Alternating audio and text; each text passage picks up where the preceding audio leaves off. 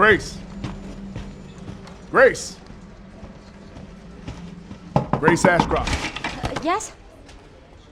My office. Coming.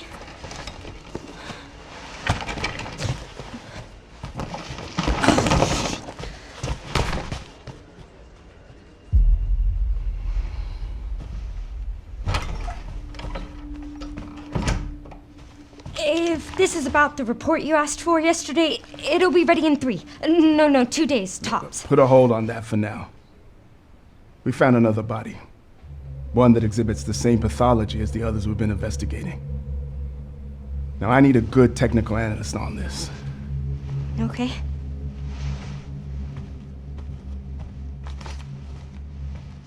I need your eyes on the crime scene.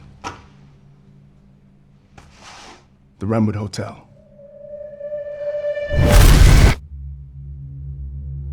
I know that's where your mother was murdered. Alyssa died 8 years ago. Perhaps it's time for you to face the past. Grace.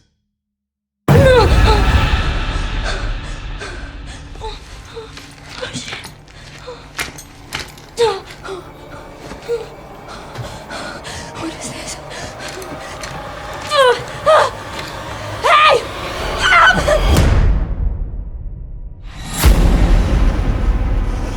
Stay close.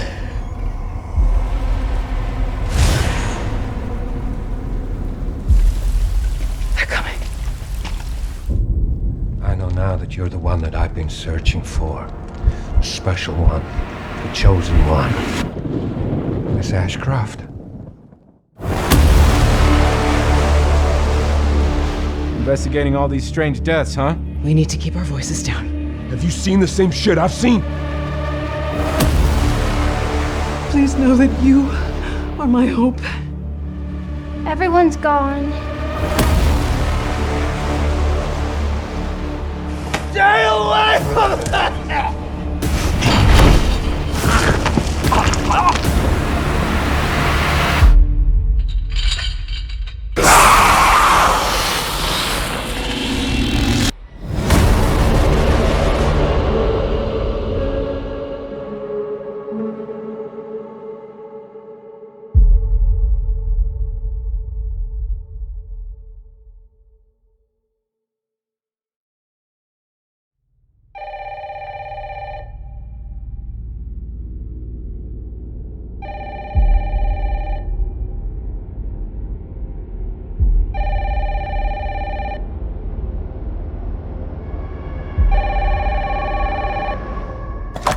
Hello?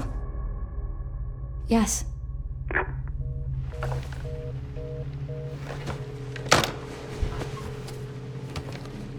Who was it? Dunno. They asked for Miss Ashcroft and then they hung up on me. Rude.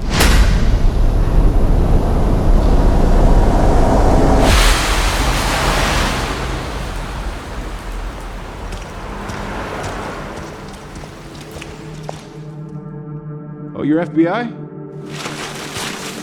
Investigating all these strange deaths, huh?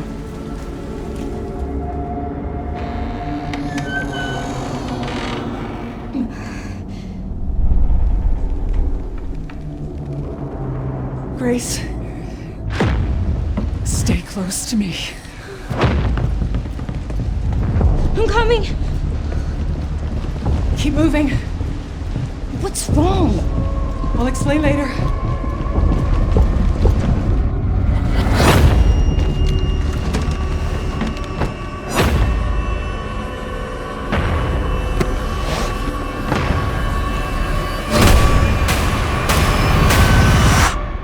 I've been watching you. You're not like other people, you know. You're quite unique. Tell me what's going on. Something important. Mom, I'm scared. Grace. They're coming. Ah!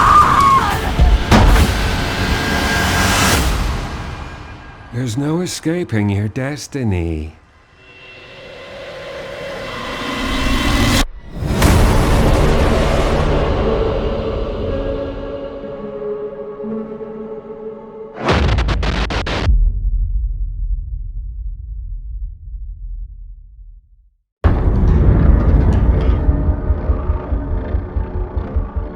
開発のコンセプトは病みつきになる恐怖というのを掲げてます。恐怖を乗り越えるね、気持ちよさ、そこのカタルシスってやっぱこう脳汁が出るんですよね。それ自体がもっとやりたい、遊びたいっていう中毒性を生む。そこに徹底的にフォーカスしてみたら怖いけどゲームとしても楽しい、そういうのが作れるんじゃないかなっていうのがレクイエムの出発点でした。バイオハザードレクイエムは、シングルプレイかつ、オフラインのゲームとなっています。バイオハザードで一番重要なのは恐怖体験だと思うんですけれども、今作においてはその恐怖体験っていうところに、しっかりとフィーチャーした内容に仕上がっているんじゃないかなと思ってます。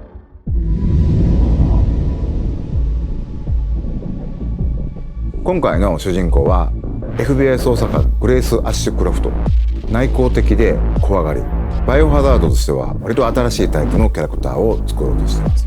プレイヤーと同じ目線で一緒になって怖がれる、こういうキャラクターを狙っています。物語の中でもちろん彼女も恐怖を克服し成長していくんですけども、 FBI 捜査官なので銃の扱いも慣れてますし、冷静な推理力とかも発揮しつつ活躍するキャラクターになってます。レオンを主人公にしようっていうのは実はずっとあったんですけども、どうしてもレオンを使ったバッチバチのホラーっていうのが割と難しくて、落ちてきたバケツにびっくりするとか、そういうレオンってそんなみんな見たくないやろっていうところで、じゃあホラーと食い合わせ悪いよなっていうのがやっぱりありましたけど、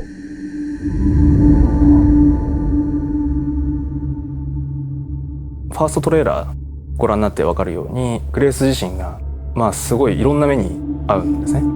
PV で断片的には入ってるんですけれども、逆さずり一つとっても顔の赤らみ、高揚感であったりとか、うっ血してる表現、あとは髪の毛もかなり力を入れてまして、自分たちでスタッフと一緒にプロの方を呼んで実際にウィッグを使ってそこからシミュレーションして CG に落とし込んだりとかもしています。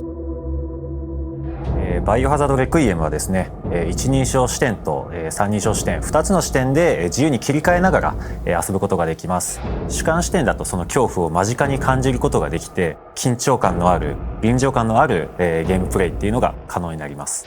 三人称視点だとキャラクターの肩越しでの視点というところでアクション、そういったところがよく見えるゲームプレイになると思いますので、アクションが好きだなって思う方には三人称視点の方がおすすめです。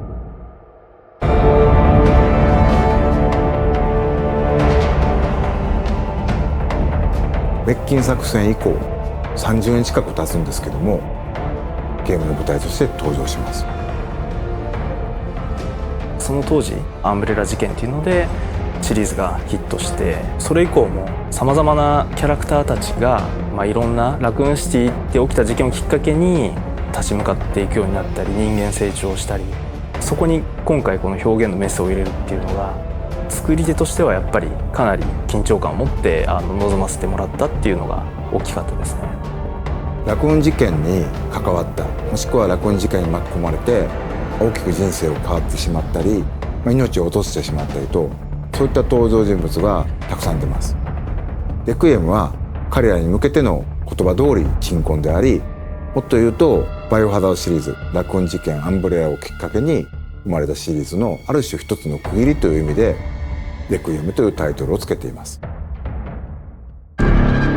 バイオハザードレクイエムは2026年2月27日に発売予定です。2026年3月にバイオハザードシリーズ30周年を迎えます。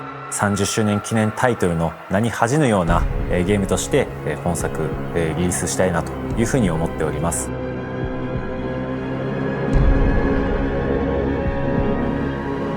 グレースの母親は大きく方針を転換してですね、実写映画を目指すというところで、 Further interviews with the creators that didn't fit into today's presentation will be released today on the Resident Evil portal. Register your Capcom ID to see the rest. ラクーンシティっていうところは基本触っちゃいけないもんだと。